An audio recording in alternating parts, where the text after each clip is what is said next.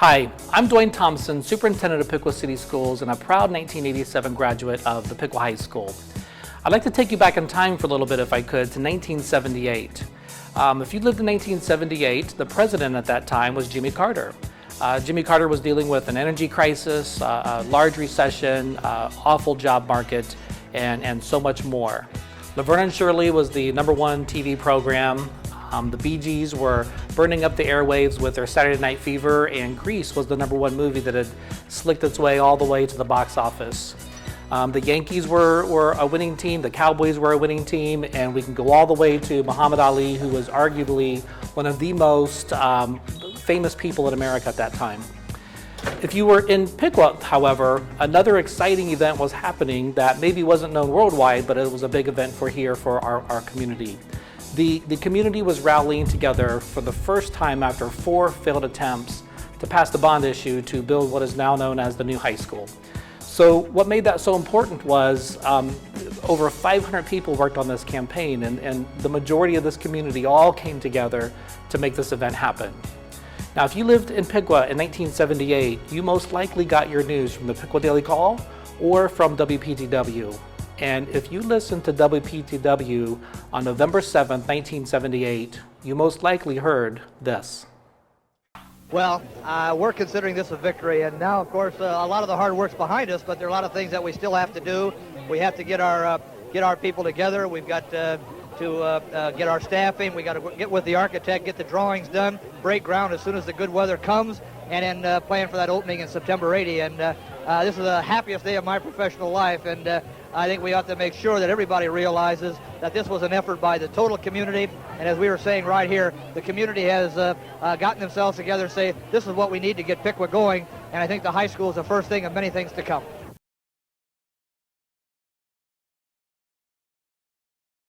So, Dwayne, talk to me about you came to the city of Piqua in about 1975. You become the superintendent. The levy had failed, I believe, 3 times already, or 4 times, and now you come in and you've got to try to get all this revived and get this going. So, what's going through your mind? You're a young superintendent. How do you make all this come together? Well, again, I came in August of '75, and like you say, I was new to Piqua. I am born and raised in Minster, so I knew where Piqua was, but it was new to me. It was a school district twice the size that I came from, but it didn't take me long to realize that the community was very, very special. The people were very, very special. But if there was one underlying thought, it was we need to have a new high school. And so as I looked at the situation, all I wanted to do is get my feet on the ground. And really, I think if I was hired for any other reason, and I don't know I was really interested in the public relations part of the job. And one of the things that I did that first year that people were teasing me about later is I had one called the Neighborhood Walk. Yeah. And for about 10 evenings, for each evening, I would get an elementary or junior high principal or a senior high principal and some PTA people, and we'd walk around the community unannounced, and all we do was walk up and down. We had no agenda. We had no brochures to pass out. All we did was go around, and I'd go up to people and say, I'm Dwayne Bachman. I'm the new superintendent, and I'm glad to meet you. And you know something, Dwayne? If I had it to do over, I'd do it again. That was a wonderful way for a stranger, and I was a stranger, to get to know the people of Piqua. And even though we had to worry about, what are you going to do about the people who live in the country? Well, I remember the Spring Creek building principal, Bob Montgomery. We spent a couple evenings. He would drive me from one farmhouse to another, and we'd talk to people. So I got to know a lot of people, and I'll be real honest with you. I think people appreciated it. That here's the superintendent. He's coming to us, and he's not asking for anything. He just wants to say hello. I think that was very, very helpful. So those are the kinds of things we did. I've talked to a number of people to get ready for this project, and I think what you've described is exactly what people have said is when you came to town, you got yourself out there, people got to know who you were, and they got to meet you, and that was a really big deal to them. It was really big. On that. Yeah. Yes, I think you're both gonna, well, I want to elaborate on what he is telling you with the community view, okay? there had been those 3 earlier efforts that had failed, 1970, 1973, 1974, and he is there in time for what became the effort in 76. I didn't know Dwayne at that time, and I was observing what he was doing, you know, all the walk and talk stuff, and then came the development of a campaign for 1976. And my only involvement with any of those was just a letter to the editor and voting for it and whatever. But I was convinced that 1976 campaign was going to win because of the impact that this young dude was making on the community. I was disappointed, actually shocked that it didn't pass. But I'm going to suggest, buddy, that your involvement in that 1978 campaign, the eventual winner, started the day after you lost the 76 campaign, because you weren't going to go hide your head. Well, and again, you were working. There's no question about it, Gordie, because it was obviously a need in the community. Everybody felt it. The Board of Education members, when they employed me, there was no secret of the fact that if we've got a priority, we've got to have a new high school building. Sure. And in fact, after the 4th loss, the Board of Education members, I heard it more than once, Dwayne, the next time it's now or never. And so that made it a little bit more difficult, but by the same token, the commitment of the Board of Education was always there, and that was very, very special. Gordie overemphasized what I didn't do that much. I think the interesting piece is there was a lot of transition in the board at that time, there was. and in talking to some of those board members from back then, I asked them the question, did anybody on the board kind of not support this? Did anybody not? And you're right, you're shaking your head no, and they all said absolutely not. Even with the transitions of people coming in and out of the board, it was very clear at the time that it was the right time, and there was a great need for the new high school at that moment. Oh, that's a good point, because there was no question. It was the highest priority of the school district, and it became pretty important to the schools. And again, I've said it before, and I'll say it again. I think November 7th, 1978 changed this whole community as to their outlook on education, because when we passed that bond issue, everybody said, I voted for it. Couldn't have found a no vote the next day. And it was ownership. And Dwayne, you know as well as I do, I still hear the term, the new high school. 40 years old, still referred to as the new high school. 68% passage rate, and you could say whatever you want, but you're the statistician, Gordie, but that's a huge win. That's a great number. Yeah. But let me take you back to the beginning of our partnership. Okay. Because I didn't know Duane prior to that 76 campaign. But by the summer of 77, one of his sons was my shortstop in Little League. And so he and I were talking out of what was then called Eisenhower Park. And I asked the logical question, well, is anything happening on the bond issue? There were those 4 losses then, and I had no idea. And so he filled me in on some of the things that were going on. Go ahead and reflect on that. And again, at that point in time, I took that upon an opportunity to challenge Gordie Wise, because I knew Gordie, and I knew he was a marketing person. I knew he was Piqua through and through. And so I hate to say this, but I think I will. I think at this point in time, I challenged him. I said, Gordie, would you be interested in getting involved the next time? Because we knew there was going to be a next time. And I think he thought about it for a minute, maybe a little longer than that. And he said, this is unique. Because he said, I've been in lots of surveys, I've done a lot of research, I've never been in one like this. I'd like to take a look at it. And that pretty much started it. It's a challenge at Eisenhower Park. And needless to say, it was the start of a friendship we still enjoy today. Boy, that's for sure. And that turned into, well, actually, when I was challenged to, you said, you're the marketing guy, what do you do here? How can we put this together so we can treat it like a package or a service and whatever? And having said, let's just look at it. And as it got a little more hot in discussion, and I suspect the chamber might have been in on it, maybe Cliff Alexander in on the discussion by then, I remember feeling this way. I want to have my longtime colleague and buddy Glenn Graham involved. Glenn, a professor of education research, oh my gosh, you know, ed leadership. Here's the word I used. When I contacted Professor Graham, I said, I want to legitimize this, because the idea of marketing in public schools are kind of like, no, we don't do that. Yeah. Well, nothing like it was 40 years ago. So I said, Glenn, I want you on board to legitimize, plus the fact that there's going to be a lot of stuff that we can sick you on. And basically, that's what happened. But in the process of putting this together, and I'm jumping ahead briefly to look at a group of 400 or 500 people from this community who just jumped in. I mean, some of them got recruited, maybe their arms twisted a bit, and that was a function of some other people we wanted to talk about. But that 400 or 500 people, solid, committed themselves and got themselves involved in doing things. Hey, they followed what they were asked to do. And you just can't.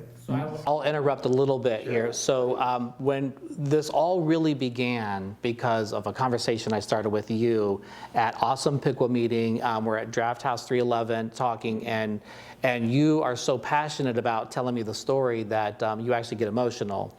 And I get to Dwayne one day, who I always love talking to, and I feel like we've got a great rapport with each other as well. And I start talking to Dwayne, and you get emotional about it. And I think originally you start talking about the first 100, and it's grown to the first couple hundred, and now we're up to about 5. But really, when I talk to you guys about this, it's the community. And I would have been 8 years old when this levy passed, but I will tell you, then and even now, I know the impact that the passing of this levy and the building of the school really had on this community. It was a community effort. And you mentioned Cliff Alexander, and I remember reading a memo where Cliff says to the chamber, hey guys, our one function this year, our one thing we're going to do is to get this levy, this bond issue passed, and this new high school, because we need this. Well, and again, it's a big moment.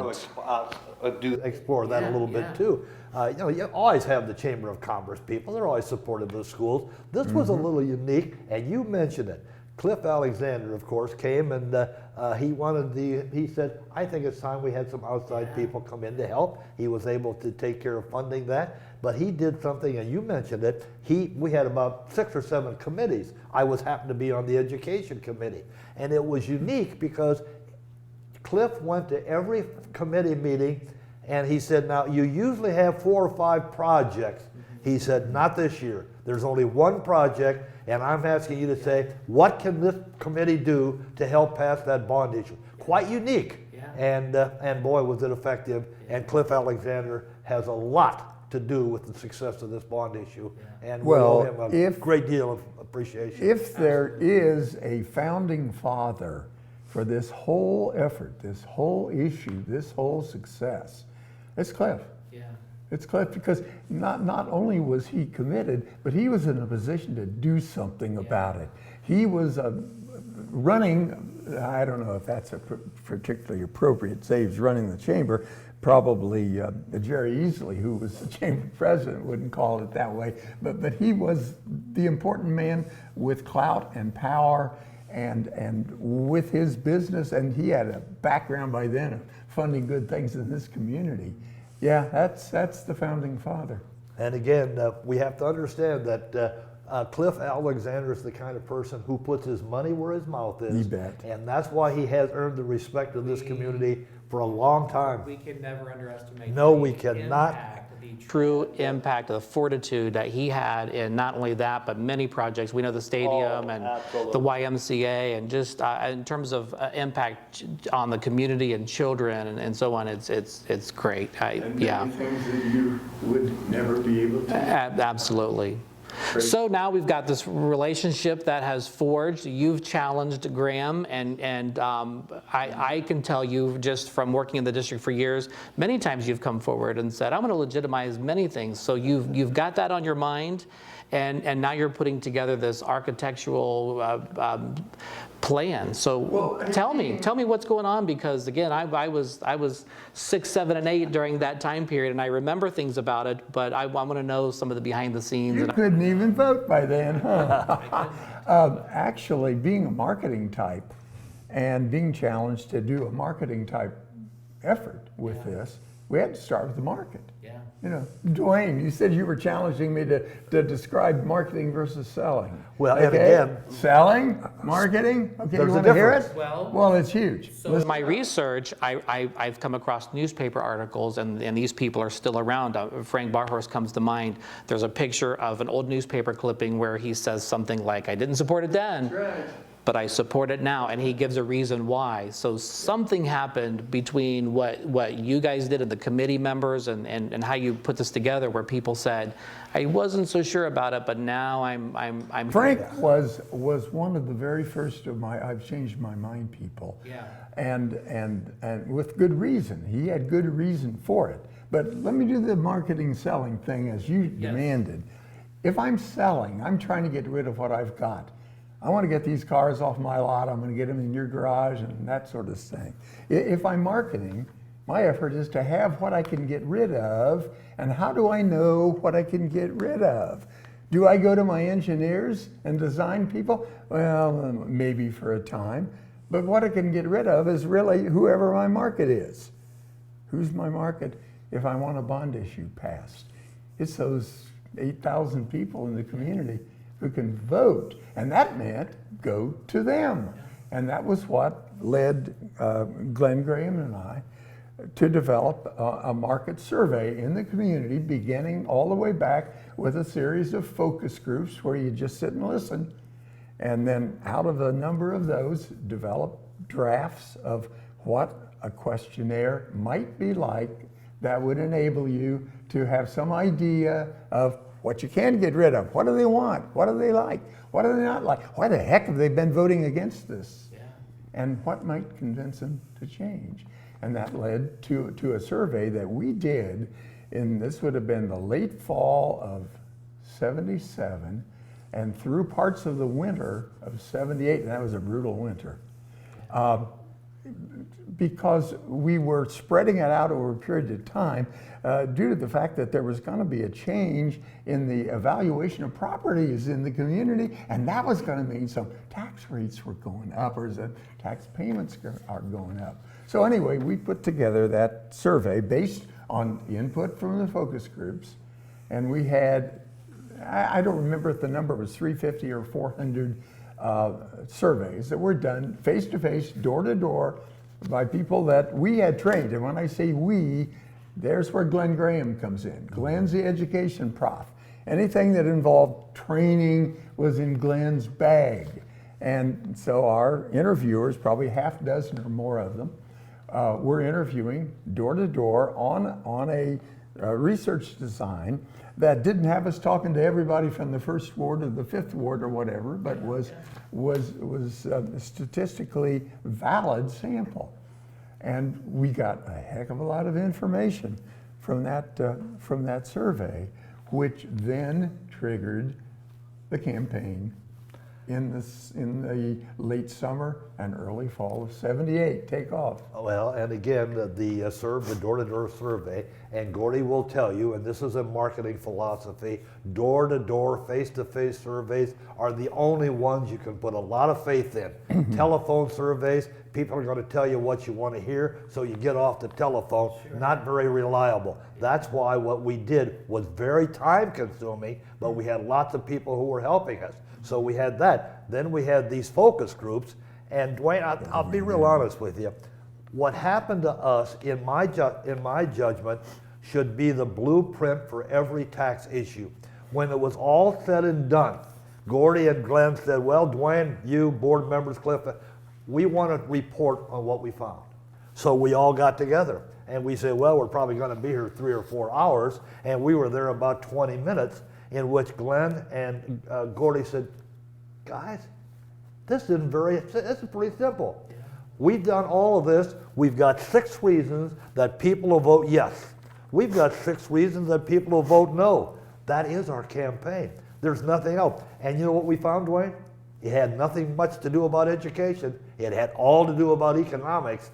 And there was no sense arguing about curriculum or about computers because it all came down to money. Well, and we used those 6 yeses and 6 no to put a campaign together. That was the campaign. Here was our engineer. And even though I'm getting a little credit for I didn't deserve it, all I was the cheerleader. Yeah. When Gordie Wise said, Dwayne, we're going to do this because of this for this, my answer is, tell me what you want me to do, and I'll stand back. You know, I stood back. Dwayne mentions how we were surprised, Glenn Graham and I, and thus him as well, were surprised at the predominance of economic issues as opposed to education issues, which in effect said, hey, that ain't traditional. When we analyzed the voting question, how if an election were held today and you were asked to vote on a bond issue of this size to do the high school, how would you most likely vote? And we broke those out by everything, by precinct, by age, by gender, and how about this, by religion. And here's what we found. It was comforting, but it was also extraordinarily useful. We found that the projected Catholic vote in support of that bond issue was within 1%. It might have been 1% ahead. I don't remember. 1% ahead. It was 1% difference between the Protestant and Catholic vote. And a bit later, as we got Jack Chalk, who was then the pastor of the Grace United Methodist Church, involved in representing us with the pastor, the Ministerial Association, which doesn't exist anymore, and the Association of Churches, as it was called then. We found some compatriots that we used extensively. I remember composing a letter titled Dear Christian Friends. And it was basically, and the pastors got it, along with others that we thought would fit with. And it was basically an appeal of why a good, solid citizen, Christian citizen, ought to be supporting this thing. And it was promoted. And again, Jack Chalk promoted that. Now, Jack Chalk, you don't argue with. You just say, yes, sir, and you do it. And Jack, if you're out there listening, it's the way it is, buddy, and you're good at it. So he promotes this to the Ministerial Association, including the Catholic priests, and all of those pastors signed a petition that we used as a full-page ad in the newspaper, urging support, and it went even farther than that. On the Sunday before that November election, in one of the 2 Catholic parishes, I don't remember, St. Boniface or St. Mary's, I don't remember which, but in one of those 2, the priest used as his homily that letter, that Dear Christian Friends, and he ended up saying to his congregation, I'm going to vote for it. And again, very and I very want effective. you to. So, wow. And again, Dwayne, you can recognize this. There are some ministers who would be reluctant to urge their parishioners to vote for something for fear of a little bit of an uproar from the parishioners. We took the attitude, we're going to give you the letter. If you want to share it with your parishioners, fine, and a lot of them did. Same thing happened with some of our CEOs in the industrial community. We had a letter that, a template that we sent to all the CEOs and saying, hey, if you're interested, here's a letter, doctor it up to suit your needs, and will you be interested in trying to convince your employees? And let's face it, You know as well as I do, you got to be a little careful about that. At that point in time, we weren't very careful because we thought if these CEOs are that enthralled with what we're doing, if they want to do it, let's do it. That won us a lot of votes. And so did the ministerial thing. No question about it. And that shows you how strong the leaders were. The ministers and the business and both very, very powerful. Well, let me give you an example of that that's meaningful to me. Dan French, we all know who Dan French is, French Oil. His family has been in the community for generations and has had a significant role in all kinds of things. All right, I drafted a proposed letter for Dan to send to his French Oil employees. And as I'm drafting it, I didn't know Dan not well at all at that time, just casually probably. And I thought, I'm going to make this letter tough and let him change it. Let him back it down if it's too tough. Guess what? He took that tough, what I thought was a tough letter, and he toughened it up. Oh yeah.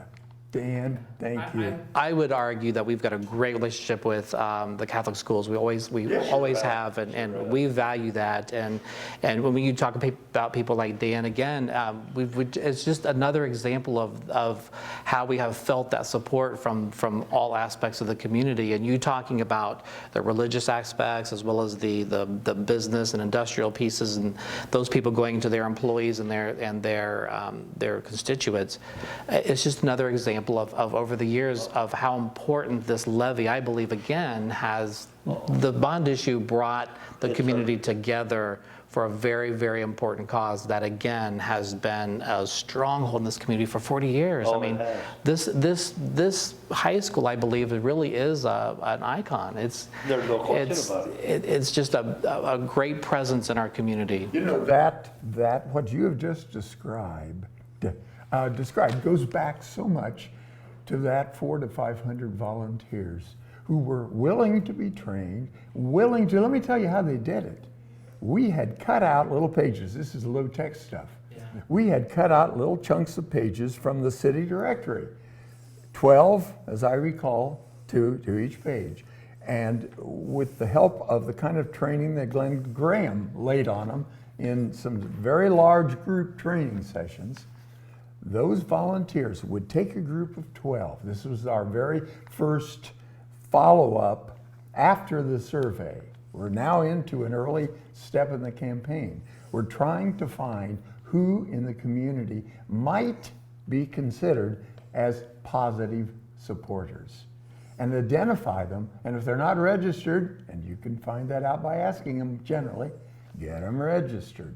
So if you were one of those volunteers, you would take your 12 addresses, maybe in your neighborhood, but if we didn't have any in your neighborhood, you're going wherever there was a dozen. And you're calling on those people and you're talking to them, not in a campaigning sense, but just information finding and their general feelings toward the schools and all. And then again, with Glenn Graham's admonishments ringing in your ears, you're going to ask some general questions that can lead you to say, yeah, I think this dude, we want to be sure is registered. And you're going to find out. And thanks to a very lenient, what would it be, Board of Elections in those years, you could register them right then.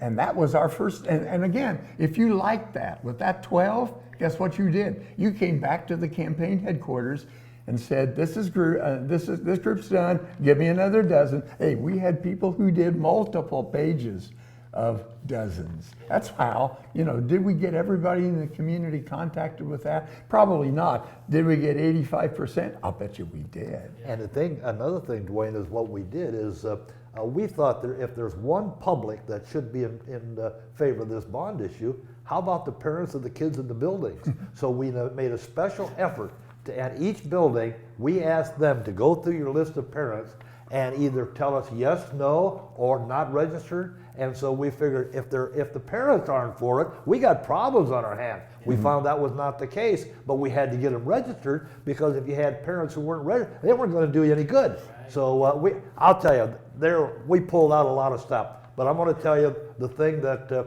I think is most unique about our election. And this is one that I've never seen done before and will never see done again. It's time to election day. And somebody discovers that if a person is registered and is in the hospital and can't get to the polling place, you can get that person's vote. And we found that out. So I remember calling the Board of Elections, saying, we've got this person in the nursing home, they want to vote, but they can't go. Yeah.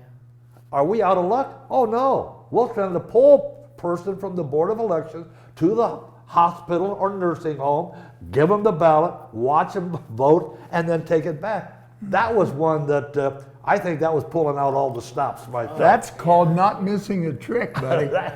You know, the old story, could one vote be the difference? We weren't taking any chances. So we had those people who couldn't get there, we gave them the chance to vote. They were entitled to it, as you well know. That was one of the more unique things we did. We did some others as well. Let me bring in a giant character in this campaign. His name has been mentioned, but not properly positioned. Wally White. So many of you remember when Wally White was the head of the library in Piqua. Wally White is alive and well, an incredible guy. He became the chairman of our residential committee. Guess what's in the residence? That's the voters. And all of this effort to reach those voters with that, sounding them out as they're positive, that was all coordinated by Wally, who did just a bang-up job. And when I say we reached 85 to 90% of the community with that first effort survey, with the second one to come weeks later as we got into the campaign, hey, that was Wally, it was you. And you know, we're trying to find some of the people because I've talked to both of you about who do we need to bring in here and talk to and interview, and Wally's name of course came up. Dwayne, you had shared. I reached out to him on Facebook because that was the easiest way I could find him. So I remember Wally because he helped me with some research projects when I was in high school, and I remember him being at the library, so I introduced who I was and my memories of him, and I said, Wally, would love to have you come on board and do this. And if you can imagine, you know, you talked about all these people, but his first response was, I didn't do anything on this. I'm not a, all I remember doing was just getting a few people registered to vote. But again, in talking to you, you never underestimated the value that Wally played. And again, Dwayne, let's not forget Bev Pratt. Bev Pratt ended up playing a significant role. Humongous. And I don't think we could ever say enough about her role, because she basically spent almost all of her time, because she was not teaching at the time, and she was a giant. She was a giant, and I think probably has gained more respect from that particular role than any other role, because she was special, and of course we'll always remember. She's on my slate to talk to. She has committed to an interview, and what's so great about that was, again, I was young. I went to school with her daughters were a couple years younger than me, but we went to high school here together at the Piqua High School, and was one of my teachers. I never knew she played such a significant role until you shared that with me. So I can't wait to get her story out there as well, because we want to make sure we recognize her efforts. She's a very special lady. Well, she bled into that campaign for months. And Bev, if you're watching this one, I remember our first getting together in probably June of '78 before the election. And I didn't know her, she didn't know me, but it fit. It really did. I mean, she was, she knew people, and she could tell people, this is what you're going to do, and they would do it. Oh, a giant, just an absolute giant. Yeah, hey, I'm glad you did that, Dwayne. I mean, gosh, we've alluded to, but hadn't really pulled Bev's name right up because, well, she was officially the chairman of the committee. That's right. And that meant that anything that we were recommending had to go through her. She had to say fine, and she was awfully cooperative. but all see. Well, that's what I love. You had mentioned, or you had hinted on it earlier, but I remember reading some notes and things that you had given me, which has helped me with my research. But somewhere in the notes there's a comment about Gordon and Beverly both making recommendations to you, and you being the smart man that you are, saying, I surrender, I'll do whatever. And they gave you great advice on some things. But you're right, you were the cheerleader, and you see that so much through the campaign and the newspaper articles that I've been reading. You were kind of that person just saying, hey, let me continue to remind you guys how important this is, but all these people behind the scenes making these recommendations. Well, Dwayne, he was the expert. He was the marketing person. And if I would have been anything but a cheerleader or been behind the scenes saying, well, I like that one, but we're not going to do it. We don't like this one. That wouldn't have, basically we told Gordon and Glenn, you're the boss. I'll do anything you want to. And it had to be that way. Okay, let me tell you where your marketing person almost screwed up big time. Yeah. I walked into that campaign office, the upper floor of what was in the building of the Chamber of Commerce one morning. And I found a note from Bev Pratt. And on that note, she said, I'm sure it was Dick Kushwa. Yeah. Mr. Kushwa would like to teach these lyrics to his choir. Now, it wasn't called the show choir then. They had a swing choir. And there were the lyrics. And they were titled Top of the World. And I read through those lyrics, and I couldn't make them fit, because top of the world to me meant I'm sitting on top of the world. Well, it didn't fit because it was the Carpenters' Top of the World. Yeah. And I couldn't make it fit the meter. And they called it a levy. And we were sensitive to, no, it was not a levy, it was a bond issue. And I was about to say no. And then I said, somebody wants to do something. I don't know who this guy is. Let him do it. And so I said, fine, turn him loose. And probably 4 weeks later, when we had the official kickoff to that campaign, just 3 weeks before the date of the election, part of that program, Terry's Cafeteria, we were officially kicking off this bells and whistles of a campaign, ready to roll with thousands of dollars of advertising. Trust me, we did. Thank you, Cliff. And the chamber. Well, that was a big part of it. And so in comes the show choir to as a finale. And they did that song, and no dry eyes existed in that room. Whoa! It was out of sight. Now, I'm sure you're going to have some versions.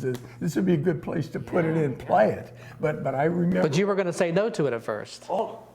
You were thinking no to it at first. Well, absolutely. Because it didn't fit. I couldn't make it fit. And I said, come on, Gordie, get your mind together. So that night, when I left that kickoff, I went out to the radio station. I had 30 or 40 radio spots ready to go.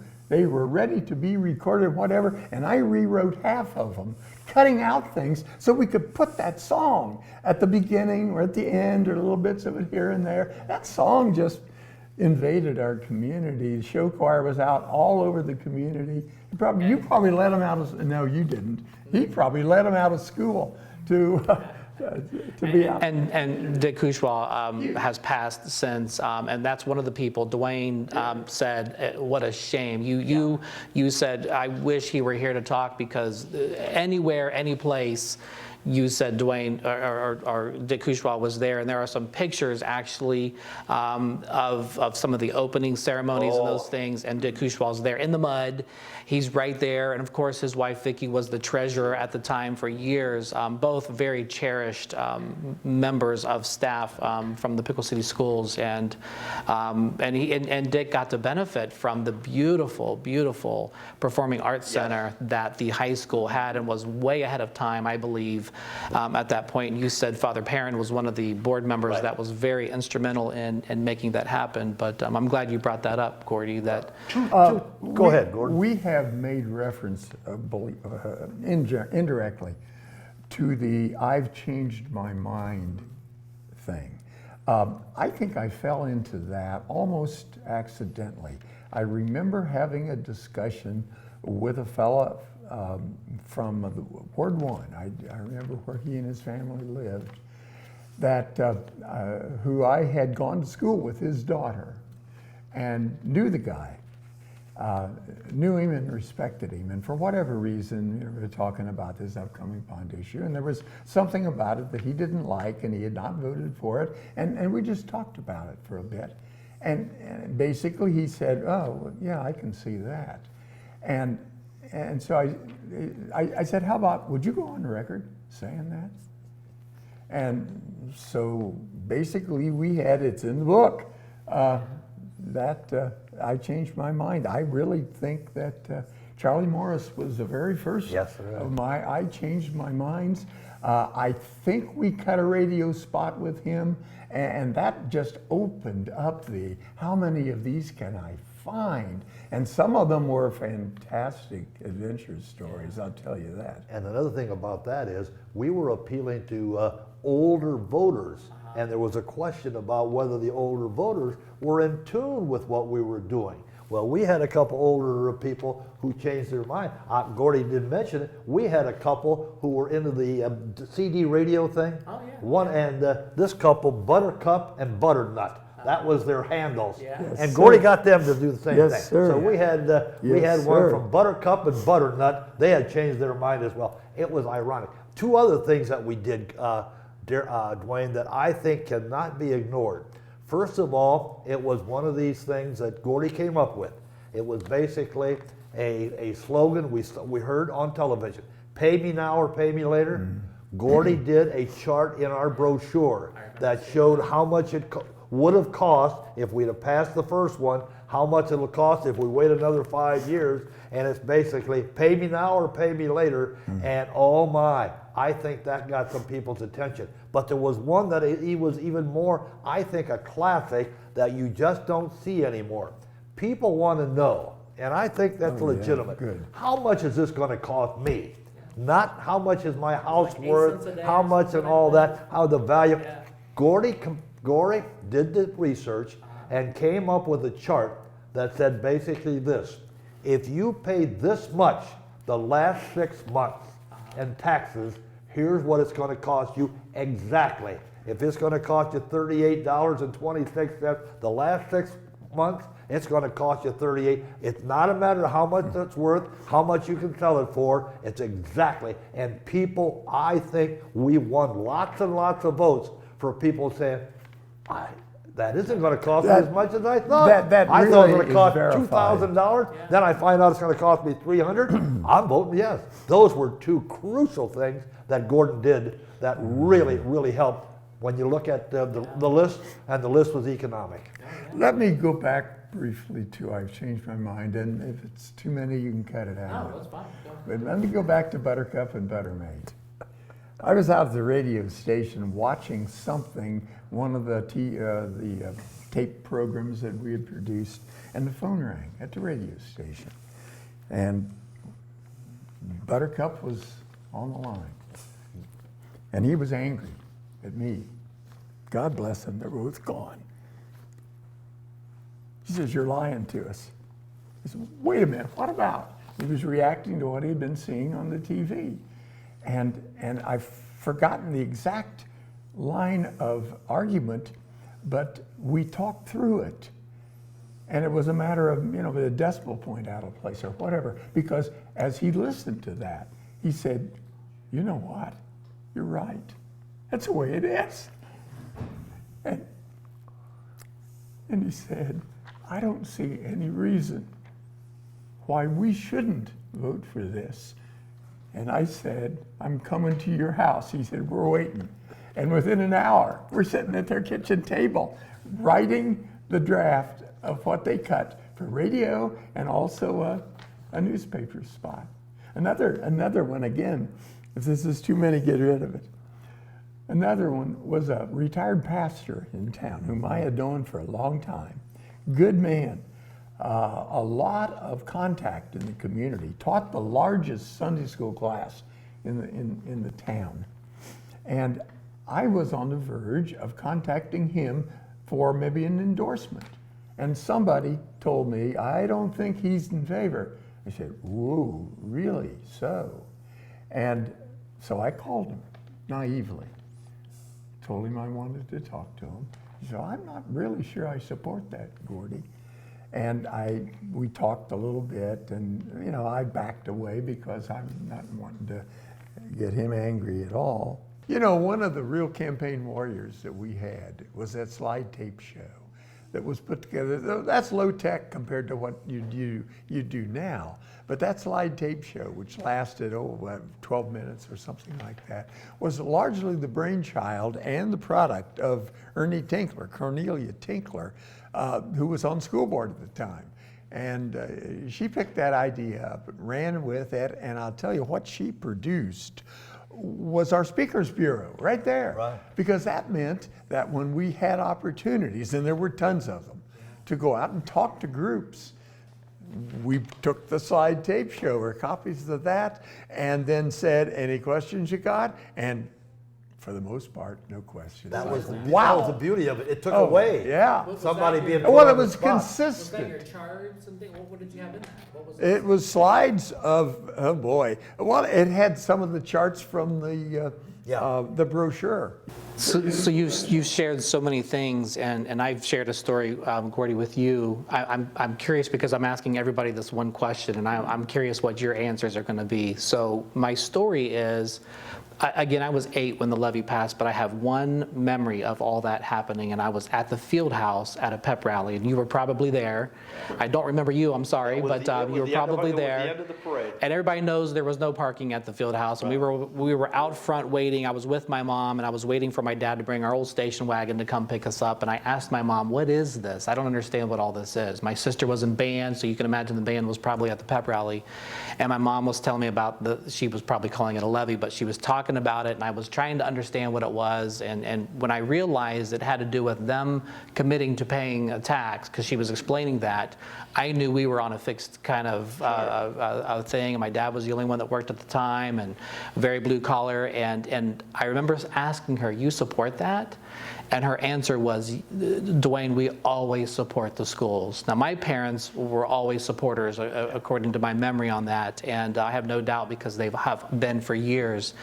What was the changing pinnacle moment that you think made people do this? What changed people's mind really? What was that one thing that you believe might have been? And you said in your research there were 6 points. What were they? What made people kind of say, okay? Tax table. Let's see if we can go through a couple of them. I don't The have tax that list table. with me. First of all, the free land. We had the Hartzell and the Garvey That's what you were family saying, donated 30-some acres, and that was very, very crucial to it. But that did not necessarily mean there was not a downside, because as soon as we found that out, the question then became, where are these 30 acres? Well, they're on the east side of town. People, wait a minute. Right? Yeah. Nobody's ever been bused to Pickwa Central High School, so now we had to deal with the busing thing. And so we had to deal with that. But again, free land was big. Another one, Dwayne, and this is one that, as I look at this room, I can tell you that is one that I am so proud of, and Gordon shares with it. One of the 6 was the kids won't take care of the building. And we dealt with that in an ad or two, and be real honest with you, most people will never believe that this building is 40 years old. I've been in buildings that have been 5 years old, and you can tell that has not been taken care of. So our promise was promises made, promises kept, and one of the promises was we're going to take care of the building. Thanks to the staff and the students, that has been done. This building, if you take 10 strangers in here and you'd ask them how old is this building, not one of them would say 40 years because it's so well. There's some minor, 40 years later, it's a known, there's some infrastructure things we've got to work on, but when I came here in 83 and through 87, and I give Glenn Honeycutt, the principal at the time, some major credit, we had great pride in this building. Oh, absolutely. And we were taught to care for it, and the children still are today. But I tell you, you're right. You people still call it the new high school. and again, it's a tribute to the fact that this was such a monumental moment in our community and pride that I think that the high school looks as good as it does today. And I think that had something to do with those the junior high and the 3 new buildings, I think people remember. They took care of that one, they'll take care of these 4. There's a carryover, believe me. To all my predecessors, Rick Haynes, Jerry Clark, I think have been, again, did a great job of caring for this building, and we continue to do that. I want to tell you one story, and we've not talked much about the role of Mitch Pedroff, assistant superintendent, who was really, really involved in the project after the levee. He dealt with the architect, the contractors, but Mitch had 2 pet projects: energy, and at that time we were facing a crisis. And Gordie and Mitch said, I want to take care of making sure that's an energy efficient building. And he did that. However, there's one that is almost humorous. He came to me one day and said, you know, Dwayne, I've been in a lot of school buildings. You know what really irritates me and what is such a terrible thing to show the community is the condition of the restrooms. He said, I've gone into buildings, they've got these metal partitions, they're bent, they're graffiti. He says, let's do something about it. I said, never thought about it, Mitch. He says, we're gonna have restrooms that are gonna be a little different. And anybody that goes to a restroom in this building will tell you right now, those restrooms were built with concrete blocks, and they still work very, very well, and I don't think have had to be replaced. But those 2 were Mitch's pet projects, and but to think that air conditioning, energy, and a restroom, but Mitch did a great job in dealing with our contractors, and he was very budget conscious. That helped too. Yeah, nice. Let me take you to one that was seemingly a small tactic, but one that in later efforts, Glenn Graham and I found to work well, as it did in Piqua, and you're pretty familiar with it. We found that through the Board of Elections, that then, and maybe it's still the same, that at the polling places, at the precincts, at like 11 o'clock in the morning and 4 o'clock in the afternoon, it was required that they post outside the polling place the list of eligible people in that precinct, having crossed off those who have already been there. Now, remember, we had done these humongous efforts at identifying positive voters. We had precinct by precinct lists of people whom we had identified as we were confident were positive voters. So we had people who went to the polls at 10 or 11, whenever it was, and then back at 4 to see who on their list hadn't voted yet. And that was followed up by a phone call, a reminder. And how many extra yes voters did we get out of that? I don't know. More than a couple, I think. I'm sure it was more than a couple. And we repeated that in a number. I've never heard of that. I don't know. I don't know if they still do it. I don't believe that ever happened. I don't ever remember that in my lifetime. But So that's a very interesting I'll tell you, we piece of pulled out history. some of the stops that have not been pulled out since, but that was another one, yeah. And that's why our neighborhood people were so good. And Wally boy. White's group, I mean, they were dogged in making sure that the people on their list not only got to and registered, but got to vote. Registering is only half the battle. You got to go and vote yes, and it was. Don't forget to ask this one question.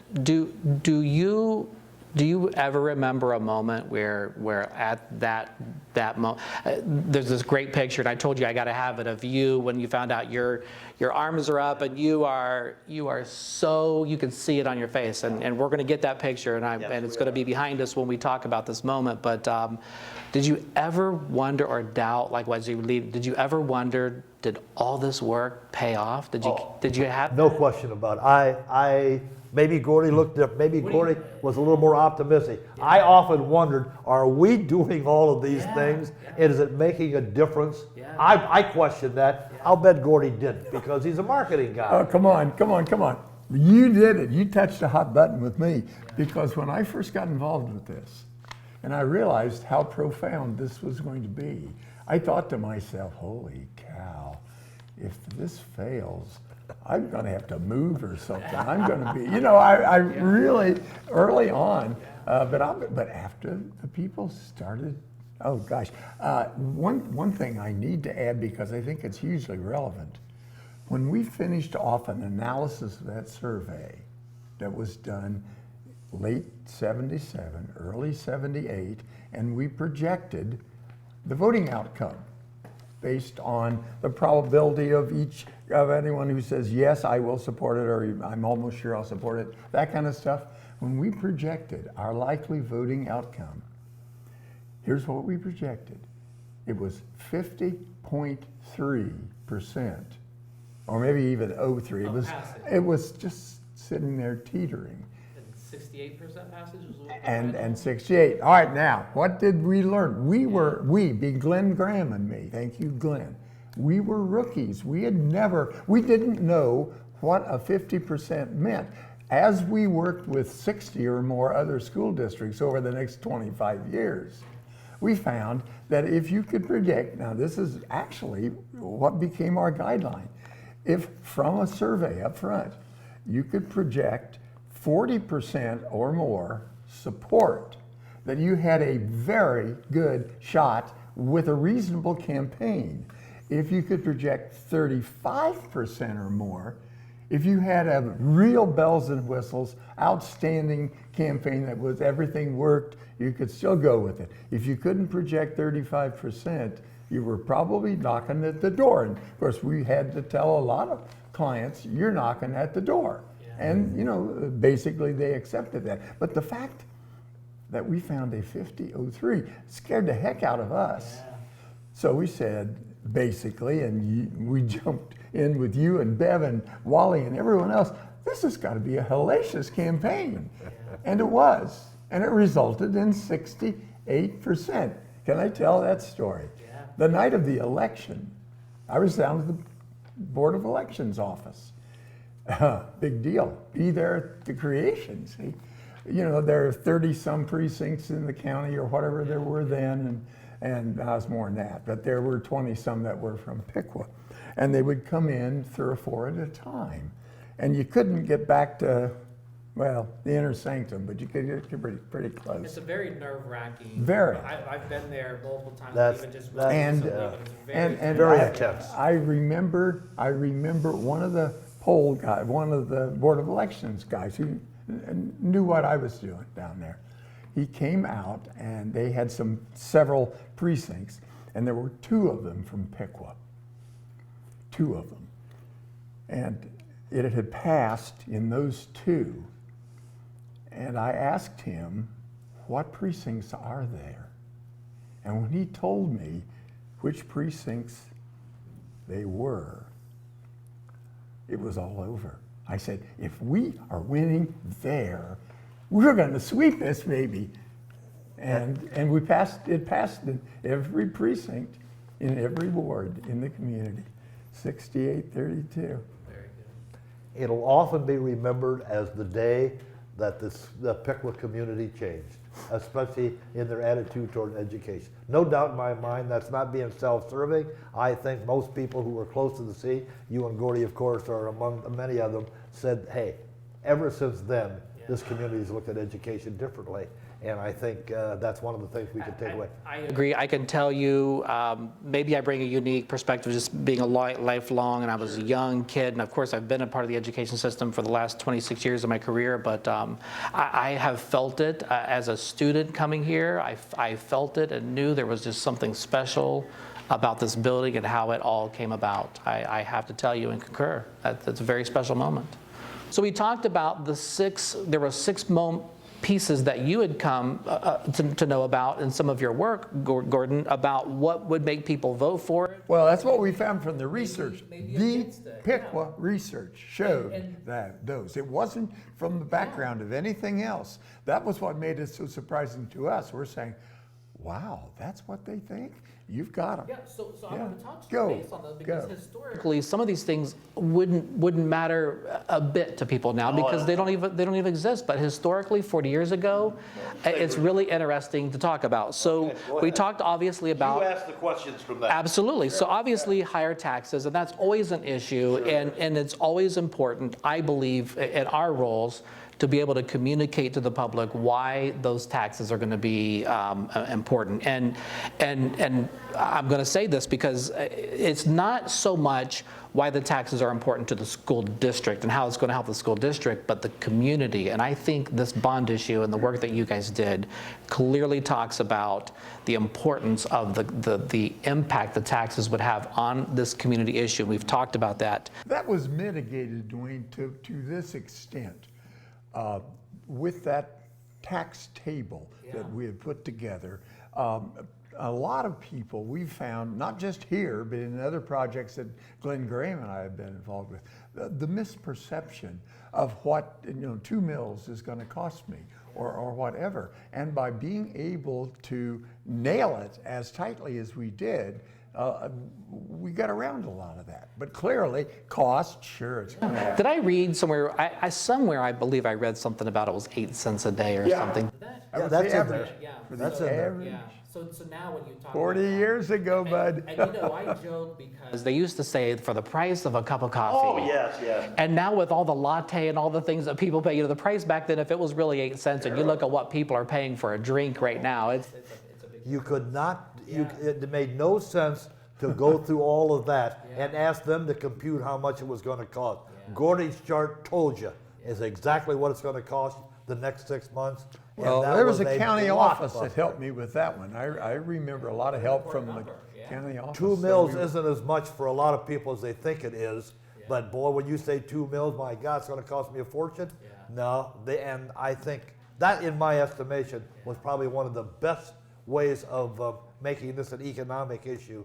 Is how much is it going to cost me?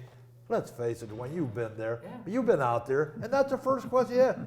Okay, great idea, Thompson. How much is it going to cost me? It's going to cost you $38.26 a half. Oh, okay. If you say it's going to cost you $4,000, oh, that's what I thought. Well, they can't figure it out.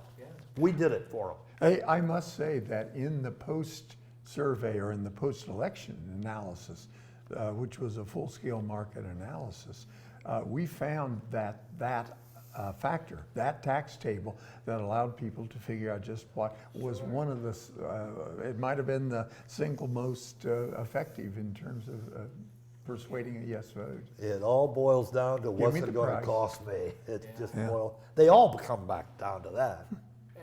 So another really interesting piece, and our community has been through this conversation multiple times at multiple levels.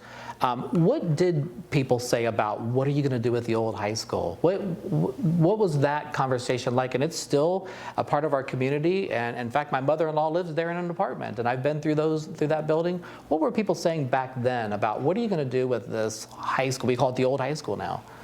Gordie, why don't you start with it? Let me take it as far as I can. When I looked over that survey that we have, the market research survey, I was flabbergasted, one, at how long it was. How did we get people to hold on that long? Well, we did. And there was a question about potential uses for the old high school. And I got to confess, I haven't looked at the results of that just to know what the heck it was, tear it down or whatever.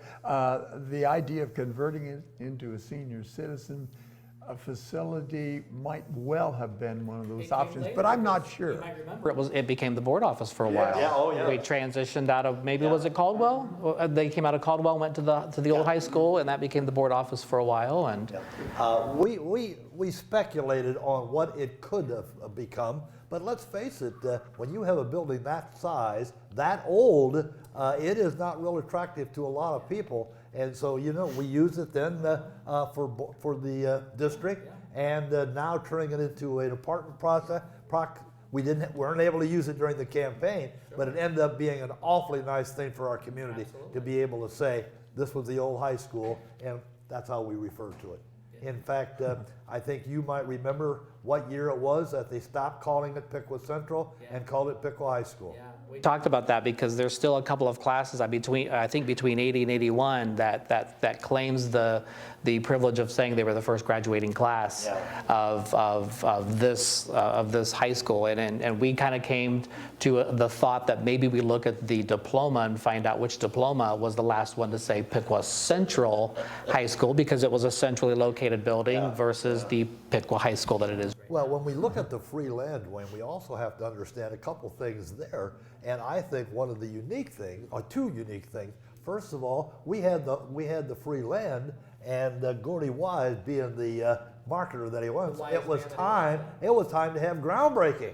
But the problem was, it was so wet, we couldn't do the groundbreaking on the site. We did it along Looney Road, and I think you have a picture of Bill Hartzell talking to the group, and we're all standing there in the mud along what will become the driveway and Looney Road, and there we had the ground. We weren't going to miss a trick, even though it was a quagmire. You know what I thought when I saw this, and I have to ask you this because I thought, being in this role now, I thought to myself, Dwayne Bachman must have thought to himself, what have we gotten ourselves into? Because it was a mud hole, it was a field. It was. And there were these deep mud tracks, and all these dignitary type people and board members and these great people that did all this work to get the levee passed are out there in these, I was looking at their shoes and everything, and they're in this mud. It was a mess. What were you thinking on that? It was one of those cases where we aren't going to pass up this opportunity to again tell the people, now we're started, and having Bill Hartzell say something, and Bill's a pretty quiet guy. He was there, it was special. And again, we couldn't get on the site because it was too muddy, but we did another thing during the campaign, not during the campaign, but after the bond issue passed, and that is the architect was flabbergasted when we said about halfway through the building process, we're going to have an open house at the new high school. I thought the architects were going to kill me when I said, yeah, we think we ought to at least invite some people to see. Because what we were facing, Dwayne, are this community, they want to know what's it look like, how you doing? And after about 6 months, I kept getting people saying, can we go out and take a look? And I thought to myself, no, you shouldn't. The architect said, no, it's not right, it's probably dangerous, but we did it anyway. And so we had an open house when it was about halfway done, but in the end, nobody got hurt, and it was pretty much appreciated. People wanted to know what their new high school, their new high school was looking like. Chime in on that one. We had a little struggle with the architect because in our market survey, one of the things that showed up as being of value was being able to see what it would look like, hence a scale model. And so we recommended a scale model. The architect did not want to provide a scale model.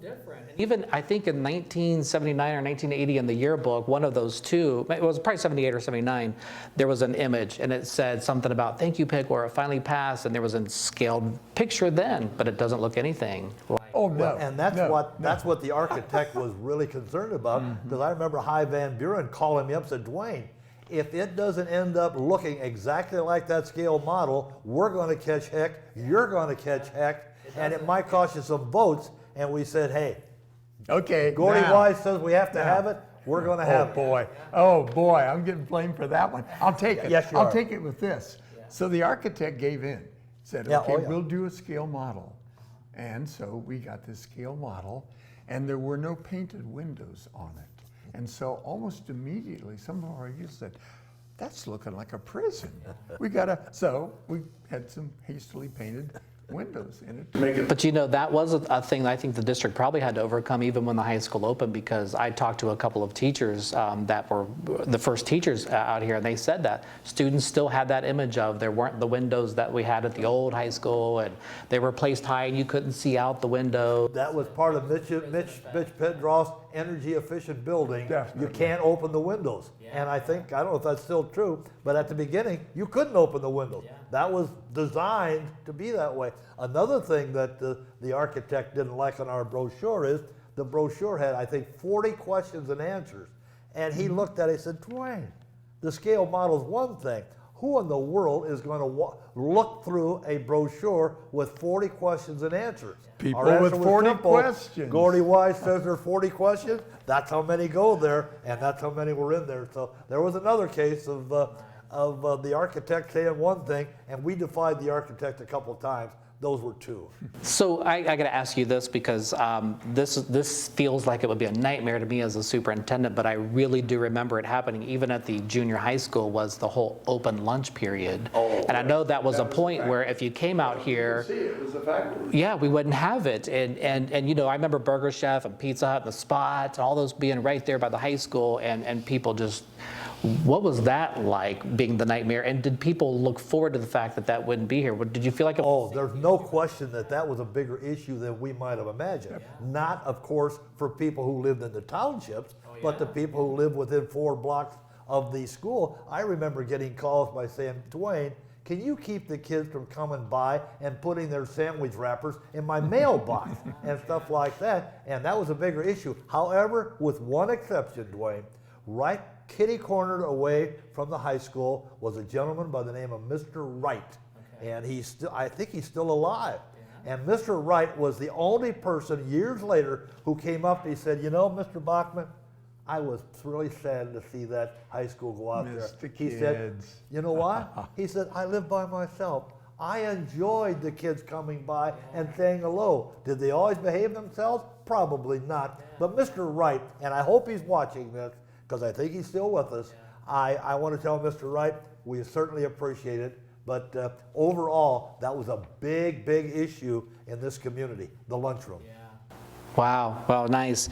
So we also had the fact we talked about with the kids, take care of the building. We touched on that a little bit. Something that people don't really know much about was there was something called the North Central Accreditation back then. And you can talk a little bit about what that means. It did still play a role early on, and I remember being a student out here and them talking to us about it. But over time, as the Ohio Department of Education has changed and state testing has come in and a whole new set of criteria, what was the North Central Accreditation, and what was your concern back then about not making that accreditation with the old high school, and that being a reason why we needed this? At that time, North Central Accreditation was the barometer Yes. of how good you were. Yes. And you had to go through a process of evaluation and visitation, and that was a bigger issue than you might have imagined, because we were basically told, if you don't get a new high school, we're going to take it away from you. We used that to our advantage, even though it's changed since then. But North Central Accreditation at that time was really very important. It was the barometer of how well you were doing, and that was important to this community. Well, here is one of the ways that got used. That lifting of North Central accreditation had been threatened, I think, for a Yes, couple it of had. years before that. But in the months leading up to the bond issue campaign, one of our community's leaders, and I'm not even sure I'm going to identify him, I don't want to do it in error, but I think I knew who it was on a committee that was attempting to attract physicians Oh, yeah. to Piqua. And he was in a car touring a prospective young physician and his wife around the community, showing them all the good things about Piqua. And when they drove past Piqua Central, and he said, this is our high school, the wife said to her husband, we are not coming to Piqua. I'm not going to send my kids to that school. Now, what impact did that have? A lot. Yeah. A lot. Did that make the job of selling the bond issue, marketing the bond issue? Were we having something we could get rid of? North Central Accreditation was a part of it, really was. That's an interesting story. That's To your point too, like I remember seeing the first newspaper article, and we'll show that here. There's pictures of an opening, and I remember things like, I think it said something about they had ventilation in the new science labs, and now that's just standard. You wouldn't expect that to be something to be a modern piece, but when there was no doubt when you came to this high school, and I remember being a student here in 83 through 87, it was still very, very new.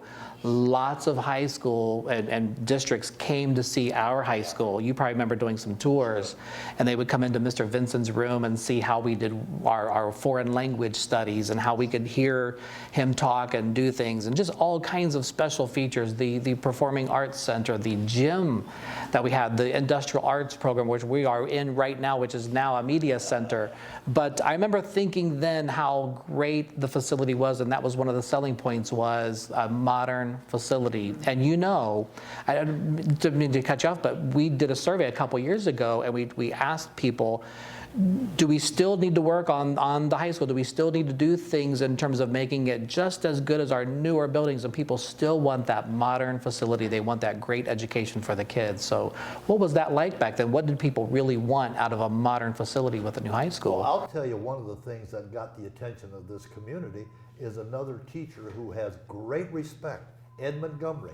Yeah. You remember Ed Montgomery. Yeah. Ed Montgomery was a science teacher. Yeah. And I remember how many times I talked to Ed, and Ed would say, Dwayne, it stinks. I mean, we've got fumes in there. And he says, it's not the way we have a modern chemistry. I think he was a chemistry teacher.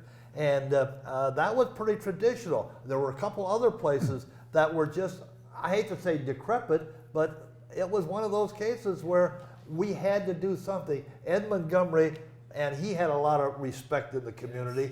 His chemistry lab was a focus of a couple of our tours to make sure people who had questions about the bond issue had a chance to go to, because they were not good. That's the kind of thing we had to deal with. And we did have tours through the old building, and there were places that we pointed out that needed to be changed. But you were looking over some of the key reasons to vote for it and against it. Yep, that was it. One of the modern facilities, and I think we've talked about all those pieces pretty much on here. Now, you had told me that when you were building some things, you said that most people don't realize, but you kind of maybe had to poke the architects a couple times and do a little changes, and you really fought for some things, and the board wanted some things. Do you remember what some of those things might have been that? Well, the architect, first of all, had been on board, I think, for maybe all four of the previous losses. Oh, really? So they were not strangers to Piqua, and they were super people. But there were things that they felt we ought to do that were not traditional projects that architect looked like. The scale model was one of them. The energy efficiency thing, I think they felt that they wanted to go one way, and the windows not being able to be open and all that. So there were things, but I'll have to say this. The architects were extremely cooperative when they knew what we were going to do and why we were going to do it. And I'll be real honest with you, I think our relationship was good enough that they knew if we wanted to do something that might have been contrary to their best thinking, that we had put some thought into it, and everybody was pretty much in agreement, these changes have to be made. They were very, very supportive. So were the contractors. And one of the things you told me earlier was the fact that our community was so engaged and involved in this process. You clearly knew you were representing that voice, and they knew that because you made that clear to them. Yeah, it was obvious. If we wanted to do something different, it was because we had done our homework. Well, you had done your job and representing what I think our community really wanted. I don't want to forget to ask this question of both of you, because I've asked it of everybody. You've talked about being the administrator role, the bond issue levy role, the statistician, all those things. You were also fathers of kids that came to this building right when it opened. So what was that like? What was it like to put on the dad role and watch your kids walk in here and to watch them play basketball and be students? My answer up this way. When I went home the night after the election, late that night after we knew we had won, whatever, I had a note from my kids. They were long in bed, and it was, "Thanks, Dad, for getting us a new high school."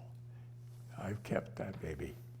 That was typical. My kids recognized right away what was in store for them, because only my two oldest went to the old high school, and that meant 6 of them were going to go through the high school. And I'll tell you, and I support what Gordie said. They were thankful. They knew it, and They took pride in it too. We each had a boy who was in that first class, that class of 81. And so, Well, I thank you, and I can't remember, but you talked to me about that first night, because I want to know what it was like for the kids, and we're going to talk to some students, what it was like for them to walk into this new high school. And I think you said there was a basketball game that night that kind of was the big grand opening. What was that like? Do you remember that? And did I think you had a son on the basketball team, but did you have a son on the team too? yeah, both It of was us did. special. It was special, and that's where Andy Warner comes in, because Andy was on the team as well. And again, it was a classic Gordie Wise evening. It was an event. It wasn't a ball game. It was an event, because we had both of the Garberys there, because it was going to be Garbery Gym. We had Emily and we had Scott there. They made a speech, or we recognized them at half court. And we did everything. And another thing we did, and I want to give Bill Cronenberry, longtime booster. yes. Bill Cronenberry had a suggestion. He says, Dwayne, you got this beautiful floor. I'll bet they didn't use all the wood for the floor. Did you ever think about cutting up the wooden floor into little pieces and giving them to people who might want a momentum? We did that. Yeah, that was Bill Cronenberry. But that night was special. And again, the crowd was good. And Who did we beat that night? oh, Gordie, I wish you hadn't asked that. I'm not sure I know. Oh, okay. I think they played. You're going to say it was Troy. It it might have Troy? been. It might have been. I know that these guys got to play 3 home games on that, and it was a marvelous season. We went 21-4. Troy was one of them. Tip was in there. Well, and again, Could have been Sydney maybe too. No, Well, Sydney wasn't. Sydney beat us twice that year. No. That was disaster. but there's a little bit more to the basketball game than you might think. We promised, promises made, promises kept, to these kids who helped us. We're going to see that you get to spend a little time in Yeah. that new building. Yeah. Remember that, Gordie? Yeah. Andy Wine has asked us about that. Hey, we want to get involved. Mm-hmm. Can you help us by letting us spend a little time in the building we're promoting? Our promises was we will. That's one of the reasons we went in early. Probably because we opened wanted to- earlier than it should have. Oh yeah, no question about it. We had one of the health inspectors in the area who wasn't crazy about okaying the building. And I can only tell you now, because that person is no longer with us. I basically said, I don't care what you think, we're going to have that ball game tonight. And I thought to myself, oh boy, I'm going to get thrown in jail before we get the darn building open. But we promised those kids, you will get in that building. The team was going to play a game, and we promised, we kept the promise, everybody lived through it. On an important factor that really we've not talked a lot about. You've engaged the congregations, the church congregations, the industry, you engaged kids, students in this process, and maybe that was the norm. I don't know, but that sounds a little bit unique to me. Let's talk about that. How did you get the students involved? Did they get to give any input at all? I don't know. Did students talk about what they kind of wanted in a future school? Oh, they were very, very much part of it. Gordie can probably tell you I don't know. I think we just picked on topics that we thought a kid could testify to and used them. I'm not going to plead any more marvelous motives than wanting to pass that thing and knowing that having kids talk about taking care of the high school. That was the single biggest thing that I remember. You did something toward the end about washing windshields that I'm sure had some impact. And Yeah, we that haven't was our talked about windshield that one. project. I think it was a The old Grissom's up on the High Street, wasn't it? Yeah, it was Probably. around. We did it several different places, but what we did is we had a little sticker. Wasn't a sticker, it was a little flyer. And at activities, mostly school activities, we put one of those little flyers behind the windshield wiper of every car we could find. And that was another one. Another one we did, Dwayne, is and this was fun. Is we had our business and industrial leaders go to the cafeterias at the elementary and I think junior high and actually serve lunch over the course of a week so that the teachers and the kids could see, here's Bill Hartzell, here's Dan French, here's Jack Chalk, all those people. They had the cooks gave them those white hats and they were serving mashed potatoes and fruit cocktail. And again, did it mean anything? I don't know. That was a Cliff Alexander doing, buddy. Yeah, that was, I don't was know a if that Cliff, was 'cause important. he We was did in it charge of those because things. it was something to do, to call attention to the fact that these business and industrial people, they're concerned too. They don't sit behind their desk counting how well we're doing. They want this to be, so they came and had lunch with us and helped serve. It was special. It was a little corny. Well, you say you don't know if it, but again, your whole idea of just the whole community, and I go back to my first conversations with you where you said we started probably with a list of 20 people to talk to, and then you talked about the 100 to 200, and now today Gordie's saying we've got about 500 people. It just, but again, I think it's all because you did the whole sense of just developing community and getting everybody engaged. Well, let me say this about those numbers. Here's how we organized, and again, Wally White was major in this. We organized our campaign group organization by wards and precincts, and we had, for each of the 5 wards, we had a ward chairman, captain, whatever, and then with Wally White's help or my help, that person then would go into the precincts in his ward and recruit, or her ward, and recruit a precinct captain. And then the same way, the precinct captain then, with that help, would go into a neighborhood. Seriously, it was an organizational chart that looked awesome, and it had numbers in it. What I love about what you're kind of saying is it just reminds me of like communication. Jerry Clark was the superintendent that hired me as a teacher way back in the day and as a principal. We were talking when I became the superintendent, and he said the newspaper was really important to him on how communication went. And when I mentioned how social media is such a big part of me, he said, I never had to deal with that. Yeah. He said, I never had any social media. He said, email was just kind of coming around. Yeah. That's just like within 25 years. What was the big way of communicating back in this levy? You didn't have social media. There. It Let's basically, go there. What did you guys do? Piqua Daily Call and WPTW. There it is. And boy, were they giants about helping us. But I'm sure the whole community, I remember being a kid, we always had WPTW on. That's how we found out when school was canceled or delayed or what the news was and All local the media events people. and the newspaper. Media people. Rich Highland was the editor at the Piqua Daily Call. I think Let me Joanna give you Hill was Joanna probably Hill, in charge of who got the radio. George Award last year.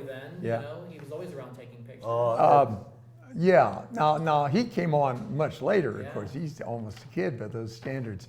But Dwayne mentioned Rich Highland, who was the editor of the newspaper. He was this helpful. He said, knowing, and we were concerned about this, knowing that there would be letters to the editor written in opposition to the campaign. You're always going to get a certain amount of that. And he promised that if there were a letter to the editor that came in making charges that he knew or could verify simply were false, he would put an editor's note at the end correcting. And That's such a great. I remember one of his responses that was in quite great detail that made me actually feel sorry for the poor sap who had written that letter, because he had just been decimated by our newspaper that was helping us. responsibility that person took. Hey, you know what? I've tried, Glenn Graham and I, over the years of working with other projects, have tried to find an editor who would do that. We never again found one like him, never. Relate it just quickly to you, like that's the hardest thing with social media because it's so hard to just even keep up with, and it's so huge. But anybody can put kind of anything out there, and you just don't even have the time to even try to address it. So I don't know that individual, but boy, that's a great responsibility they took on there. There are not very many newspapers who would publicly endorse a project. Rich Highland publicly endorsed the bond issue. Remember that, Gordon? Yeah. That is and the radio unusual station stuff. did too, and had never before That's very endorsed a unusual, project. even in this day and age, I that you think. brought everybody in on this. Yeah, Rich Highland and Joanna Hill, they didn't hesitate. You know, they're worried about people, listeners. They worry about subscribers. They got things to Think about their role. They got to represent everybody too. And they gotta get the message they out never across hesitated a their- bit, did they, their Gordon? way. So, good. Let's not No. forget, we talked a little bit about Bev Pratt Yeah. and what a great person she did. Had a couple of ladies who helped her. Oh, yeah. Barb Bolenbacher, Sue Von Ashen were her right hands as well. We don't want to de-emphasize how important they were because they're both still around and still school supporters. But Bev had two ladies who helped, and we don't want to forget them. Giant Dwayne, role. Well, I can tell you, having been a lifelong citizen here, I have benefited from this and your work, from being a student to working here at many levels, all the way to my own kids. My own kids are going to get to experience this high school because of what you and the people on that committee did. So truly, on behalf of so many people, I hope I get to represent so many people by saying just thank you from the bottom of our heart from what you guys did. This is Gordon White's legacy. Oh, boy. And not only that, it's the community's legacy because of the work that you guys did. So But let me say, as sincerely as I can, am I looking in the camera? Those 400 or 500 people who did that volunteer work, followed Glenn Graham's training, worked their butts off, trying to identify people who might be positive, stay with them, get them registered, and later came back with real campaign stuff. My hat is off to you. You made it possible. And to people like Jack Chalk and Wally White and Bev Pratt, holy cow. Yeah, it was community. God bless you.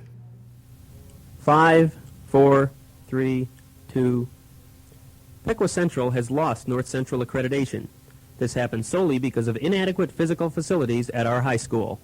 Piqua was one of the very first high schools in Ohio to qualify for North Central membership way back in 1909, and now we are one of the very few AAA schools to be dropped from membership. We can change that picture by voting for the high school bond issue on November 7th. Please. Brought to you in the interest of a better community by Piqua's active school supporters, Beverly Pratt, Chairman. Of all the Miami Central Conference football teams to play on this field this season, only one will come from a non-accredited high school, ours. Yes, Piqua is the only non-accredited high school in the MCC. The conference requires that all member schools be accredited by North Central. Please help your community regain an accredited high school by voting for the Piqua High School bond issue on November 7th. Brought to you in the interest of a better community by Piqua's active school supporters, Beverly Pratt, Chairman. What will the new Piqua High School cost each of us? For the average Piqua School District property owner, the cost will be approximately $14.64 every 6 months. That's just about 8 cents a day. To find out exactly what your cost will be, check the campaign brochure being distributed all over the school district, or call PASS headquarters at 773-5875 for complete information. With free land to build on, and with our taxes going down next year because we've paid off many of our earlier buildings, the cost of a new high school will never be less. Please vote for the Piqua High School bond issue on November 7th. Brought to you in the interest of a better community by Piqua's active school supporters, Beverly Pratt, Chairman. Hi, I'm Andy Winans, President of the Student Council at Piqua Central. Are you planning to vote for the high school bond issue? If you're not, or if you aren't sure, please let one of our student council members take you on a tour of Central High. Take a good look at our music and arts areas. Look carefully at our laboratories and our science areas, at the gymnasium, at the classrooms in the basement which serve our English department. Don't be misled by the outside appearance. Please come and see for yourself. Then you'll know why North Central took away our accreditation. Then you'll know why people don't want to bring their families and move into Piqua. Then you'll know how terribly important it is for us to pass the high school bond issue on November 7th. We really need your help, please. Presented in the interest of a better community by Piqua's active school supporters, Beverly Pratt, Chairman.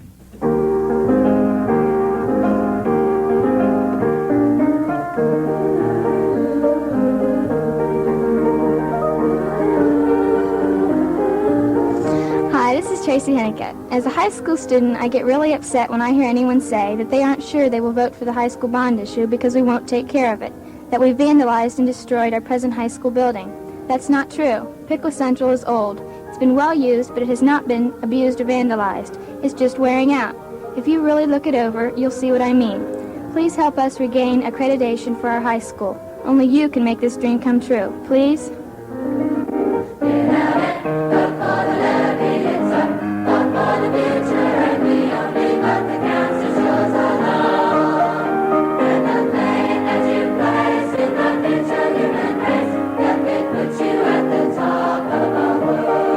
Presented in community interest by Piqua's active school supporters, Beverly Pratt, Chairman. What does the yes vote for the Piqua High School bond issue mean? It means using the 40 acres of free land donated for the high school site. We get that land only if we pass a bond issue. It means regaining North Central accreditation for our high school and being able to attract more and better jobs to the Piqua area so that our young people can find jobs and remain in our community after graduation to live and to work and to contribute toward making Piqua an even better place to live. All that for just 8 cents a day for the average property owner. That's what a yes vote means, and I sure plan to give the Piqua High School bond issue a yes vote. It's time to take a stand for the Piqua area and for what is best for our community. Presented in the interest of a better community by Piqua's active school supporters, Beverly Pratt, Chairman. Did you know that at the end of this year, our property taxes are going down? That's right, down. At the end of this year, we'll have the bonds all paid off that finance Nicklin Avenue, High Street, and Stun Street schools, and made improvements in all the other districts. That's great news, because it means that our taxes will drop by 1.2 mils, and that means it will be so much easier to pay for the new high school. Our net increase in taxes to build the new high school will be only 4.64 mils, and that also includes all costs of operating it. And the whole thing will cost just 8 cents per day for the average Piqua property owner. Let's take advantage of this tax break and get that badly needed accredited new high school built now while the cost is still within reach. Vote for the Piqua High School bond issue November 7th. Presented in the interest of a better community by Piqua's active school supporters, Beverly Pratt, Chairman.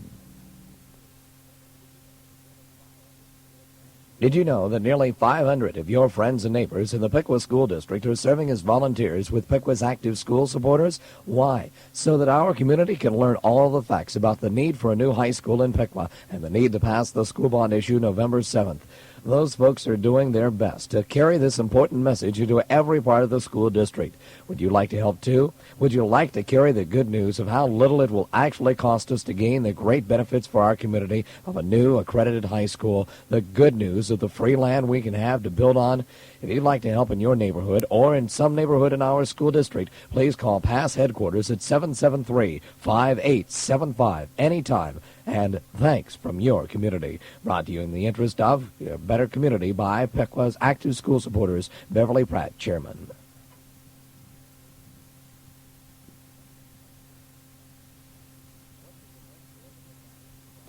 What does a vote for the Piqua High School bond issue mean to me?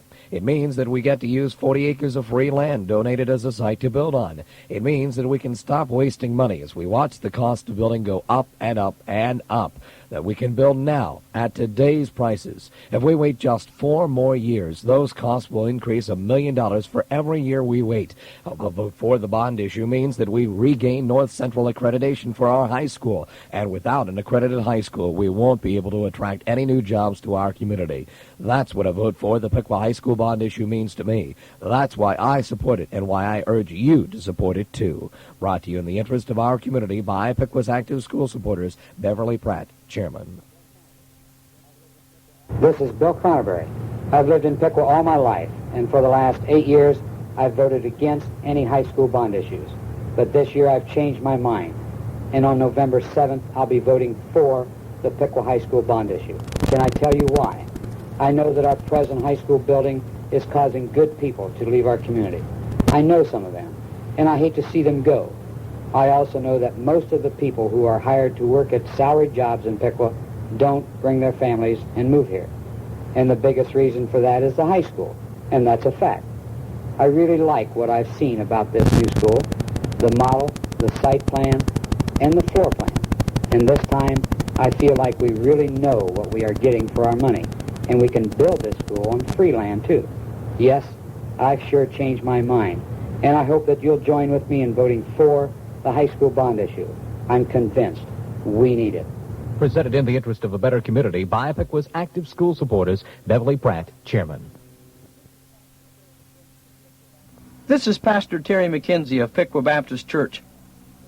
Piqua's high school has lost its North Central accreditation, and that's a serious loss to the community and to the churches of the community. It's vital to all churches, regardless of denomination, that our community be an attractive place to live and that it attract new industry and new jobs.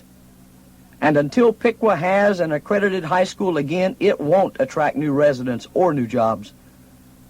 Although my children attend a Christian school because I choose to send them there, I understand the importance to the community's growth and economic future of having an accredited high school.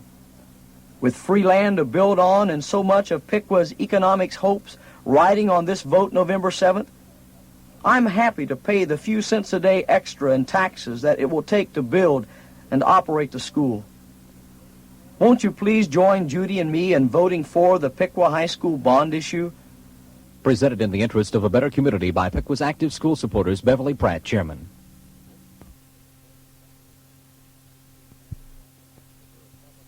This is Dr. Jack Steinhuber, a former Piqua High School graduate, and I'd like to share some of my feelings about the importance of passing the high school bond issue on November the 7th. Your doctors are very concerned that our high school district have an accredited high school. It is vital to the community that our hospital is accredited, but even that doesn't mean much unless our high school is accredited also. Without an accredited high school, it is almost impossible to attract new physicians to live and practice in Piqua. And we badly need to be able to continue to attract qualified medical professionals to serve the health care needs of everyone in our community. So please take advantage of this opportunity to help our community become an even better place to live. Let's use that 40 acres of free land, and let's all get out and vote for the high school bond issue. Piqua needs us.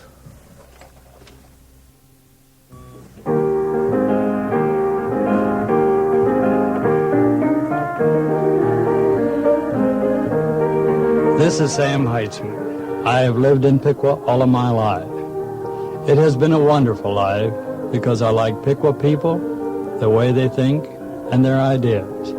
Down deep in all our hearts, we all want our children to have the advantages and privileges that were given to us. Please join me in accomplishing this goal by voting yes on the school bond issue next Tuesday. Thanks.